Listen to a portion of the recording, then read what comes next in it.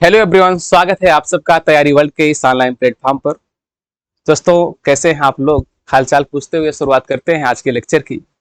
I think आपकी पढ़ाई बहुत बढ़िया चल रही होगी और आप बखूबी पढ़ रहे होंगे। हमारा मेहनत आपके काम आ रहा होगा और आपका मेहनत आपके एग्जाम में काम आएगा। हमने पिछले दिनों ज्योग्राफी की कक्षाओं में, भूगोल की कक्षाओं में क्लाइमेटोलॉजी को जो पढ़ा है, बहुत सारे चैप्टर को हमने खत्म कर लिया है। ये लगभग समाप्ति की ओर है, थोड़ी सी टॉपिक और बचे हैं। आज हम शुरुआत करने वाले हैं चक्रवात के बारे में। पिछली कक्षा में आपने वाताग्र के बारे में पढ़ा था, इसके पहले वायुराशि के बारे में पढ़ा था। वायुराशि को पढ़ने के बाद आपने पढ़ा वाताग्र, और वाताग्र को पढ़ने के बाद आप पढ़ने वाले हैं चक्रवात को। मैं ऐसा इसलिए कह रहा हूं कि प्रत्येक कक्षा आने वाली कक्षा से जुड़ा हुआ होता है। अगर इस कक्षा में आपका कॉन्सेप्ट क्लियर है तो अगली कक्षा आप बढ़िया समझेंगे। यहाँ पे जो चक्रवात पढ़ेंगे, हम जो साइक्लोन पढ़ेंगे, साइक्लोन का जब डिवीजन करेंगे, साइक्लोन के प्रकार के बारे में जब पढ़ेंगे, तो दो प्रकार के मिलेंगे हमको। एक शीतोष्ण मिलेगा, एक उष्णकटिबंधीय मिलेगा। ये तब समझ में आएगा जब चक्रवात को आपने बेहतरीन तरीके से समझा होगा। तो चलिए शुरुआत करते हैं लेक्चर के बारे में। सबसे पहले हम बात कर लेते हैं चक्रवात होता क्या है, एक डेफिनेशन छोटी सी। तीव्र, यहां से देखिएगा, तीव्र चक्करदार हवाओं को चक्रवात कहा जाता है। जनरल आइडिया यहां पे लगाइएगा। यहाँ पे नाम से ही स्पष्ट है, बात करें किसका? चक्रवात का। चक्रवात का, वात का मतलब होता है हवा, वात का मतलब होता है हवा, या क्या कहेंगे इसको? पवन। ये पवन तो चल ही रही है, अगर वह पवन चक्राकार रूप में चल रही है, गोलाकार रूप में चल रही है, इसी चीज को हम क्या कहेंगे? चक्रवात। आपने एग्जाम्पल आसपास अपने देखा होगा, गर्मी के मौसम में बवंडर आती है। ये बवंडर क्या है? चक्रवात का पोता कह सकते हैं, है ना। चक्रवात है, चक्रवात से बहुत छोटा रूप है बवंडर। बवंडर का मतलब क्या है? वो हवाएं गोल तरीके से ऐसे चलती हैं और आसपास की जो धूल, कागज, खरपतवार होता है, उसको उठा के ऊपर ले जाती है। यही चीज क्या है? चक्रवात। इसी चीज को, यही चीज जब बड़े पैमाने पर होती है तो क्या इफेक्ट देता है, और ऐसा होने के लिए क्या क्या परिस्थितियां आवश्यक हैं, कैसी सरकमस्टेंसेस बननी चाहिए जिसकी वजह से चक्रवात पैदा होता है। और ये होता है मतलब पूरे हम अर्थ की बात करें, इक्वेटर से लेकर पोल तक, कहां पर ज्यादा बनेगा, कहां पर कम बनेगा। अब ज्यादा बनेगा तो क्यों बनेगा, कम बनेगा तो क्यों बनेगा, इन सब कारणों के बारे में हम पढ़ने वाले हैं। मैं इसलिए कह रहा हूं कि इन सब के कारणों के बारे में पढ़ना है। पढ़ने के पीछे आपने पिछली कक्षाओं में तापमान, आर्द्रता, वायुदाब, वर्षण इत्यादि चीजों के बारे में बेहतरीन तरीके से सीख लिया। अब ये चीजें जब सीख लिए हैं, इसको अप्लाई करना है पूरे अर्थ पे। चलिए अप्लाई करते हैं। चक्रवात की बात किया हमने, तीव्र चक्करदार हवाओं को क्या कहते हैं? चक्रवात। यहां पे कहा गया एक विशेष बात, चक्रवात जो है निम्न वायुदाब के केंद्र होते हैं। किसके होते हैं? निम्न वायुदाब के केंद्र होते हैं। परिणाम स्वरूप हवाएं परिध से केंद्र के बाहर की ओर जाती हैं। अब ध्यान से समझिएगा, यहां पे कहना क्या चाह रहा है। यहां पे मामला यह है, आप इस फिगर को अगर देखें, एक चीज आपको पता है, जैसे जब हम लो प्रेशर की बात करते हैं, लो प्रेशर कब होता है? लो प्रेशर की कंडीशन तब होती है जब टेम्परेचर हाई होगा, यानी जब तापमान ज्यादा होगा तो दाब कम होगा। क्योंकि आपने पढ़ा है टेम्परेचर और प्रेशर में जो रिलेशन होता है अपोजिट होता है। अगर टेम्परेचर ज्यादा है तो प्रेशर कम होगा। यहां पे लो प्रेशर की बात हो रही है। लो प्रेशर कब होगा? लो प्रेशर कब होगा? जब टेम्परेचर हाई होगा। अभी थोड़ी देर पहले हमने बवंडर की बात किया था। बवंडर की बात किया था तो बवंडर ठंडी में आती है, बरसात में आती है? नहीं आती ना। आती कब है? गर्मी के मौसम में। और वो भी गर्मी के मौसम में कब? मई जून की गर्मी हो, अप्रैल मई की गर्मी हो, जब टेम्परेचर खूब ज्यादा हो। ऐसा होता है कि धरातल गर्म हो जाए, धरातल का कोई भाग कुछ ज्यादा गर्म हो गया। सपोज यह एरिया ज्यादा गर्म हो गया, ये वाला भाग। जब ये ज्यादा गर्म होगा तो गर्म होने पर क्या होता है? क्योंकि आपने पहले से पढ़ा है कि जब किसी सरफेस का, जब किसी सतह का तापमान बढ़ता है तो वहां से हवाएं ऊपर उठती हैं, उठती हैं। यहाँ पे भी वही चीज है। यहाँ पे जब इसका टेम्परेचर ज्यादा हुआ, यानी सरफेस गर्म हुआ, तो हवाएं क्या होगी? ऊपर उठेंगी। अब टेम्परेचर ज्यादा हुआ, एक कंडीशन साथ साथ और घटी, क्या? यहाँ पे प्रेशर लो हो गया, लो प्रेशर। टेम्परेचर तो हाई था ही। बात क्लियर है? अब जब यहां से हवाएं ऊपर उठ रही हैं तो इसके स्थान को भरने के लिए क्या करेंगे, आसपास, क्योंकि यहाँ पे जब प्रेशर आपका लो है तो आसपास का प्रेशर कुछ हाई होगा इसकी तुलना में। जब आसपास का प्रेशर हाई इसकी तुलना में होगा तो यहां से हाई टू लो चलने की प्रक्रिया होती है हवाओं की, तो यहां से जो आसपास की हवाएं हैं इसके स्थान को भरने की कोशिश करेगी, इसके स्थान को भरने की कोशिश करेगी, और इसी कोशिश में वो एक चक्राकार रूप बना लेती हैं। बनाने के पीछे और भी कारण है, इसमें और भी बल काम करते हैं, आपने पढ़ा है। एक विक्षेपक बल जिसका नाम कोरियालिस बल होता है, ये बड़े पैमाने पर आपने पढ़ा है कि कोरियालिस बल के ही प्रभाव से पृथ्वी पर एक विक्षेपक बल उत्पन्न होता है। और इसी बल को, यानी फेरेल के नियम के अनुसार अगर हम देखें, ये जो विक्षेपक बल है इसी के आधार पर नॉर्थ हेमिस्फीयर और साउथ हेमिस्फीयर में जो पवन है और जलधाराएं हैं उनकी दिशा में परिवर्तन होता है। नॉर्थ हेमिस्फीयर की बात करें तो फेरेल के नियम के अनुसार यहाँ पे जो हवाएं और पवने या जलधाराएं जो चलेंगी वो क्लॉकवाइज होते हैं, लेकिन साउथ हेमिस्फीयर में एंटी क्लॉकवाइज हो जाती है। अब यही सबको हम यहाँ पे अप्लाई करने वाले, देखते हैं आगे। इस बात को शायद आप समझ गए होंगे कि जब टेम्परेचर ज्यादा होगा प्रेशर लो होगा, और जब प्रेशर लो होगा तो हवाएं इसके स्थान को भरना शुरू करेंगी और धीरे धीरे कंडीशन ऐसे बनेगी, ऐसे चक्र बनते बनते एक बड़ा सा चक्र बन जाएगा। इसी को कहते हैं चक्रवात, इसी को कहते हैं साइक्लोन। साइक्लोन यही जब बड़े पैमाने पर होता है एक डिजास्टर का रूप होता है, हमारे लिए आवश्यक भी है, मतलब लाभकारी भी है, हानिकारक भी है, कैसे अभी धीरे धीरे हम समझने की कोशिश करेंगे। यहां पर देखिए इस फिगर को आप देख रहे होंगे, इस फिगर में आपको ये दिख रहा होगा कि ये एक लो दाब का, लो प्रेशर का केंद्र बना हुआ, ये है लो प्रेशर, ठीक है। क्या है? Low pressure. लो प्रेशर कब होगा?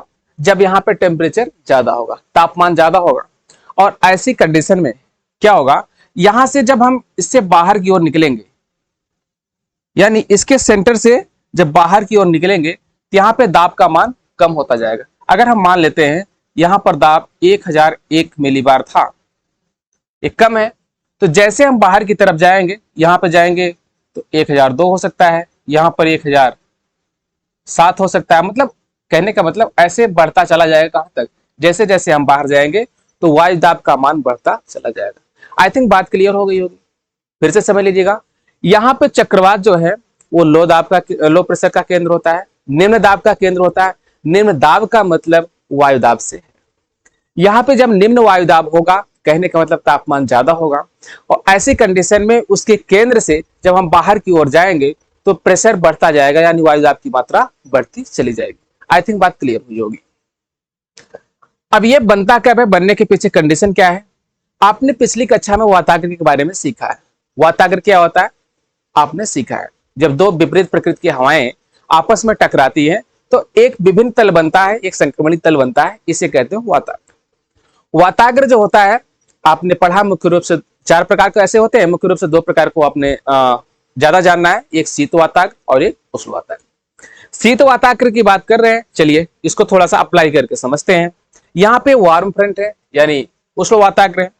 अब उष्ण वाताग्र में चूंकि आपने देखा है कि जब गर्म के क्षेत्र में ठंडा जाता है तो गर्म को उठने के लिए बाध्य कर देता है, ऐसी कंडीशन है। आप यहाँ पे जनरली सिर्फ इतना समझिएगा, यहाँ पे वार्म फ्रंट है, कोल्ड फ्रंट है, इसके आने से क्या होगा, कंडीशन ऐसे बनेगी कि धीरे धीरे एक चक्र का रूप लेना शुरू कर देंगी। बस इतना ही आपको समझना है। इसके विशेषताओं के बारे में हम थोड़ी सी बात करते हैं, इसको और डिटेल पढ़ेंगे आगे। अब आप परेशान ना होइएगा, आगे बढ़ते हैं। एक चीज आप जानते हैं, ये फिगर आपको याद आ रहा है, पिछली कक्षा में आपने इसको देखा है, पढ़ा है। यहां पर यह है आपका भूमध्य रेखी निम्न दबाव वायु पेटी, यानी इक्वेटोरियल लो प्रेशर बेल्ट, ठीक। यहां इसको क्यों बता रहे हैं समझिए। यहां पे नॉर्थ साउथ आप समझ ही रहे हैं। मैप पर हम जब देखते हैं ऊपर वाला भाग क्या होता है, नॉर्थ होता है, नीचे का साउथ। जो हमारे दाहिने पड़ता है वो पूरब होता है, और जो बाएं पड़ता है वो पश्चिम, यानी जो राइट होता है वो लेफ्ट, सॉरी जो राइट होता है वो ईस्ट, और जो लेफ्ट होता है वो वेस्ट। इतनी बात आपने समझा है। यहां पे सिर्फ हमको यहां पे ये बताना है, यहां पे देख रहे हैं हवाएं जो है इस डायरेक्शन में आ रही हैं। कौन सी हवाएं हैं ये बताइए, पवनें कौन सी हैं? प्राइमरी, बिल्कुल, इस प्रकार के जितने भी इवेंट दिख रहे हो क्या है, प्राइमरी। यहाँ पे जो डायरेक्शन है, इसका डायरेक्शन की बात करें, हम दिशा की बात करें, तो देखिए हवाएं आपको जानते हैं पौने ऐसे आना चाहिए, लेकिन ऐसे ना आकर ये क्या हो जा रही है, थोड़ी सी विक्षेपित हो जा रही है। आप समझिए एक एग्जाम्पल के तौर पर, ये विक्षेपण के पीछे कारण क्या है, कोरियालिस बल। इस विक्षेपण के पीछे यानी जो ये अपने मार्ग से थोड़ा सा भटक जा रही है, यानी ऐसे आना चाहिए, ऐसे ना आकर ये थोड़ा सा बेंड हो जा रही है। इधर भी वही सिचुएशन है, ऐसे सीधे ना जाकर थोड़ा सा बेंड हो जा रही है। इसके पीछे का कारण क्या है, यहाँ पे कोरियालिस बल जो काम करता है, इसी की वजह से पवनें एवं जलधाराएं दोनों की दिशा में कुछ परिवर्तन हो जाता है। इसी को हम फेरल के नियम से व्याख्यायित करते हैं। फेरल के नियम से समझते हैं नॉर्थ हेमिस्फीयर में क्या होगा, क्लॉकवाइज, और साउथ में एंटी क्लॉकवाइज। क्लॉक और एंटी क्लॉकवाइज का मतलब आप समझ ही रहे होंगे कि जैसे घड़ी की, ये घड़ी आपको दिख रहा है, अब यहाँ पे 7 बजा है, धीरे धीरे ये वाली सुई यहाँ पे जाएगी, मतलब इसी डायरेक्शन बढ़ेगी ना 8 की तरफ, ये वाली किधर जाएगी, ये इस डायरेक्शन में, ऐसे ना बढ़ती जाएगी। यही क्या है, अगर हवाएं इस दिशा में ही चल रही हैं, कहने का मतलब दाहिने से ऐसे चल रही हैं, ये क्या कहलाएगा, आपको कहलाएगा क्लॉकवाइज, यानी इसी को कहते हैं क्या, दक्षिणावर्त। आई थिंक बात क्लियर होगा। अब हम आते हैं चक्रवात के बारे में थोड़ा सा और जानने की कोशिश करते हैं। ये तो आपने जाना कि निम्न वायुदाब का केंद्र होता है। अब हम इसको देखेंगे, जो चक्रवात बन रहा है, क्योंकि आपके पास जो अर्थ है, आपके पास जो अर्थ है, ये 0 डिग्री लेटीट्यूड है, यानी विषुवत रेखा। यहां से आप जाएंगे इस साइड में, ये कहलाएगा नॉर्थ हेमिस्फीयर, और इस साइड में जाएंगे क्या होगा, साउथ हेमिस्फीयर, यानी सदर्न हेमिस्फीयर। आई थिंक बात क्लियर है। यहां पे जो चक्रवातों के चलने की दिशा है, चक्रवातों के चलने की दिशा है, वो उत्तरी गोलार्ध में जो होता है एंटी क्लॉकवाइज होता है। अब हम थोड़ा से प्रश्न के हिसाब से, एग्जाम के पैटर्न के हिसाब से बात करते हैं। एग्जाम में क्या पूछता है, ज्यादा पूछता है चक्रवात और प्रतिचक्रवात। अभी आने वाले समय में आप पढ़ने वाले हैं। चक्रवात और प्रतिचक्रवात में एक कंफ्यूजन रहता है, नॉर्थ हेमिस्फीयर, साउथ हेमिस्फीयर। देखिए यहां पे नॉर्थ हेमिस्फीयर में यहां पे साइक्लोन भी आएगा, साइक्लोन का मतलब चक्रवात। इसके अलावा एंटी साइक्लोन भी आएगा, एंटी साइक्लोन भी आएगा। सेम चीज यहां पर है। अगर हम साउथ हेमिस्फीयर की बात करें, साउथ हेमिस्फीयर में भी वही कहानी है कि यहां पे भी साइक्लोन मिलेगा और यहां पर भी एंटी साइक्लोन मिलेगा। आई थिंक बात क्लियर हुई। अब हमें पूछा क्या जाता है, साइक्लोन जो नॉर्थ हेमिस्फीयर में आ रही, उसमें उसकी दिशा क्या है, एंटी साइक्लोन जो नॉर्थ हेमिस्फीयर में, उसकी दिशा क्या है। यह प्रश्न खूब पूछा जाता है। यानी अब आपको याद रखना है, नॉर्थ हेमिस्फीयर की बात हो रही है, साइक्लोन की बात हो रही है, तो उसकी दिशा होगी क्या, एंटी क्लॉकवाइज, एंटी क्लॉकवाइज। अभी आप समझेंगे। और भी साउथ हेमिस्फीयर में क्या होगी, क्लॉकवाइज। अब यहां से एक कंफ्यूजन आपको दूर होगा। हम नॉर्थ की बात करेंगे एंटी क्लॉकवाइज, साउथ की बात करेंगे तो क्लॉकवाइज। अब याद कैसे रखना है, आप देखिए ये तो नॉर्थ हेमिस्फीयर के होंगे, ये तो साउथ के होंगे। आप नॉर्थ के हैं तो नॉर्थ वाला याद कर लीजिए, साउथ के हैं तो साउथ वाला याद कर लीजिए। जैसे हम लोग नॉर्थ हेमिस्फीयर के हैं तो नॉर्थ वाले में है, तो आप याद कर लीजिए हमारे यहां जब साइक्लोन आएगा तो एंटी क्लॉकवाइज, उसकी दिशा होगी एंटी क्लॉकवाइज। क्यों होगी, इसके बारे में थोड़ी सी चर्चा कर लेते हैं। हालांकि पीछे आपने इसको पढ़ा ही है। यहाँ पे देखिए, यहाँ पे जो हवा की दिशा है देख रहे हैं, ये आपका वार्म एयर है, ठंडी इसके मार्ग में प्रवेश कर रही है ना।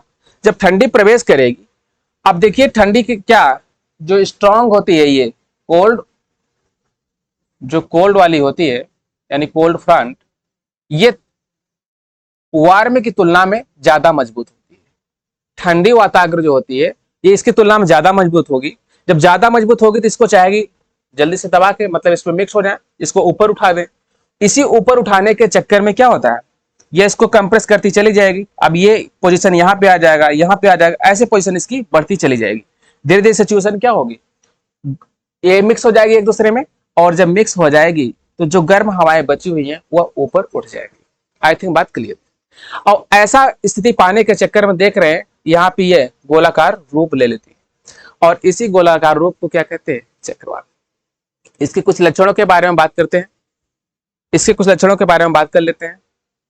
आपने देखा ही नॉर्थ हेमिस्फीयर में एंटी क्लॉकवाइज, साउथ हेमिस्फीयर में क्लॉकवाइज। इसके आकार के बारे में अगर बात करें, ये गोलाकार होता है, कभी कभी अंडाकार या वी आकार का भी ये मिलता है। किसकी हम बात कर रहे हैं? चक्रवात की। देखिए अभी हम चक्रवात की ही बात करें। प्रति चक्रवात अगर आपने पहले से पढ़ा भी होगा, उसको अभी थोड़ा सा दूर रखिएगा, नहीं तो मिक्स हो जाएगा, कंफ्यूजन बन जाएगा। और इस कंफ्यूजन को दूर करने की हम कोशिश कर रहे हैं। आप कोशिश करिए, अभी चक्रवात को ही सीखिए, अगली कक्षा में प्रति चक्रवात के बारे में बात कर लेंगे। ठीक है, इसके आकार के बारे में बात हो गई, गोलाकार, अंडाकार या वी आकार का हो सकता है। इसके कुछ और लक्षणों के बारे में बात कर लेते हैं। यहां से आप देख रहे हैं, इसमें क्या होता है, पवनें तीव्र वेग से प्रवाहित होती है। तीव्र वेग से प्रवाहित होने का मतलब, अगर आपने पिछली कक्षाओं को खूब बढ़िया से पढ़ा है तो आपको यह बात क्लियर हो गई कि पवनें तीव्र वेग से कब प्रवाहित होंगी। नहीं पढ़ा है तो थोड़ा सा समझ लीजिए, बाकी आप प्लेलिस्ट से जाकर सारी चीजों को आप समझ सकते हैं। दाब प्रवणता बल के बारे में सुना होगा। दाब प्रवणता बल यानी प्रेशर ग्रेडियंट फोर्स। ये जो दाब प्रवणता बल है, ये प्रवाहित करता है क्या? पवनों के वेग को। कैसे? देखिए, जब दाब प्रवणता बल ज्यादा होगा तो पवनों के वेग ज्यादा होगा, कम होगा? क्योंकि पवनों की यह प्रकृति होती है, वह हाई प्रेशर से लो की तरफ जाती है। जब हाई से लो की तरफ जाती है तो इसको दाब प्रवणता प्रभावित करेगा ही करेगा। बात क्लियर है?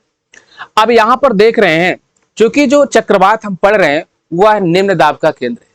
जब निम्न दाब का केंद्र है, कहने का मतलब हवाएं बाहर से केंद्र की तरफ जाने की कोशिश करेंगी और तेजी से जाने की कोशिश करेंगी। यानी स्थिति यह बनेगी कि हवाएं ये है, ये तेजी से जाने की कोशिश करेंगी इसकी तरफ, यानी ऐसे गोल स्ट्रक्चर बनता चला जाएगा और इसी को कहेंगे क्या आप? चक्रवात। दिशा की बात कर ले रहे हैं, नॉर्थ हेमिस्फीयर की बात करेंगे हम, यानी उत्तरी गोलार्ध की बात करेंगे, तो यहां पे कहा गया एंटी क्लॉकवाइज। क्योंकि अभी आपने घड़ी में देखा था, सुई इधर से इधर जा रही है तो क्या है? क्लॉकवाइज। कहने का मतलब इधर से नहीं जाएगा तो किधर से जाएगा? ये ऐसी स्थिति होगी। ठीक है,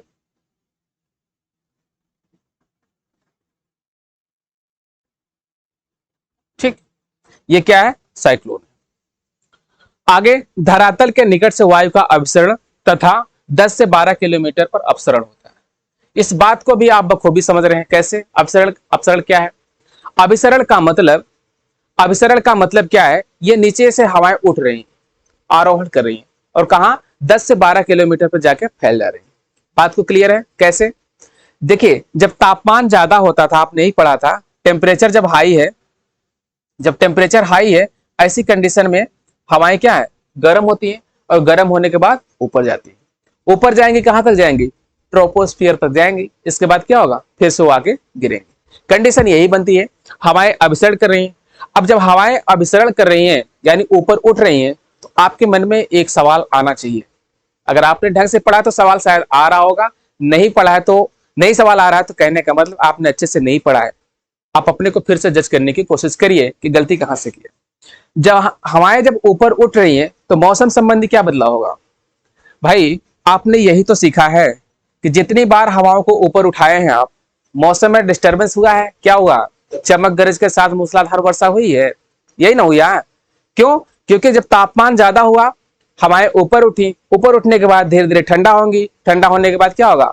सापेक्षिक आर्द्रता बढ़ेगी, संघनन होगा, बादल बनेगा, तेज वर्षा होगी। आपने यही पढ़ा है। क्योंकि चक्रवात में ये सारी प्रक्रियाएं बहुत तेजी से हो रही हैं।